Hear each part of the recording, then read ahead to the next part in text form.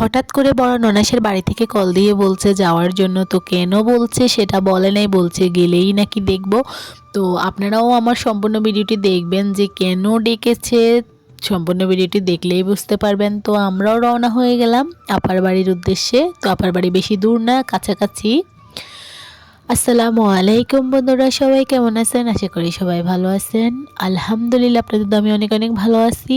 আর এই যে দেখুন কি কাণ্ড, আপা বলেও নাই, এখন এসে দেখি আপা পিঠা বানাচ্ছে। তো আমাদেরকে খবর দেওয়া হয়েছে পিঠা বানানোর জন্য। তো আমরা তিনজাই চলে এসেছি পিঠা বানানোর জন্য।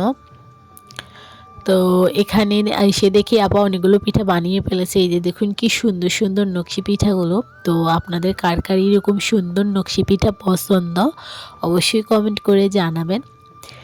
আমার তো খুবই ভালো লাগে এই পিঠাগুলো। তো আমরা এরকমভাবেই পিঠাগুলো নকশা করি। তো আপনারা কীরকমভাবে করেন জানি না। তো আমি আজকে কোনো রেসিপি দেখাবো না, আমরা পিঠা বানাচ্ছি ভাজছি এতটুকুই শেয়ার করতেছি।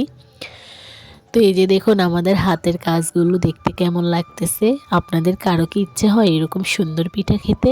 তাহলে অবশ্যই কমেন্ট করে জানাবেন, আপনাদেরকে দাওয়াত দেব, এসে খেয়ে যাবেন। এই পিঠাগুলো এত মজা, এগুলো হলো মুখ পাকন পিঠা।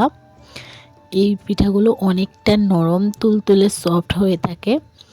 তো নকশি পিঠা অনেক ধরনেরই হয়, কিছু পিঠা আছে আপনার শক্ত, মানে চাউলের গুঁড়ো দিয়ে করা হয়, যেটা রোদে শুকিয়ে পরে তেলে ভেজে শিরায় ফেলানো হয়। এগুলা কিন্তু মানে যখনই বানানো হয় তখনই শিরায় ফেলে খাওয়া যায়, বাট এগুলা রেখে দেওয়া যায় না। এই পিঠাগুলা অনেক নরম তুলতুলে হয়, খেতে অনেক মজা। অনেক রকম নকশার কারণে এগুলা দেখতে যেরকম সুন্দর, খেতেও ঠিক ওরকমই মজা।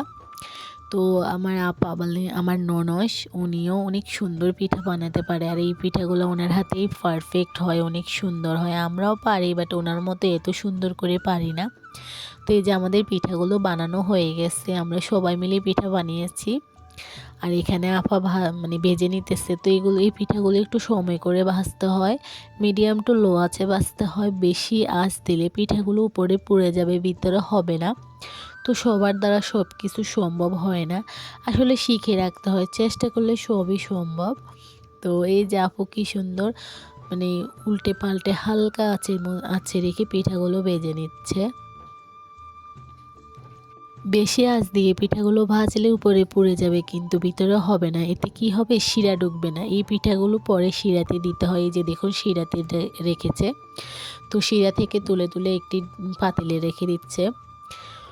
তো আমি কোনো রেসিপি দেখাই নাই কিভাবে শিরা তৈরি করা হয়েছে, কিভাবে পিঠার ডো তৈরি করা হয়েছে, আমি কিছুই দেখাই নাই। তবে আপনাদের যদি কারো আগ্রহ থাকে দেখার, তাহলে অবশ্যই কমেন্ট করে জানাবেন, আমি অবশ্যই রেসিপিটা দেওয়ার ট্রাই করব।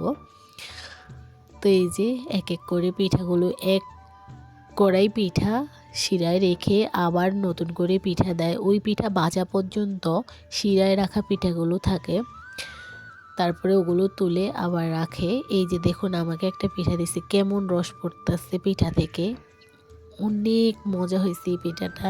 গরম গরম খেতে তো আরও বেশি মজা। এই যে দেখুন কতটা সফট হয়েছে। তো এই পর্যায়ে আমিও একটু ভেজে নিতেছি। তো আপনাদের কাছে আমার আজকের এই ভিডিওটি কেমন লেগেছে অবশ্যই বলবেন। আর যদি আপনাদের ভালো লেগে থাকে তাহলে একটি লাইক করে আমার পাশেই থাকবেন।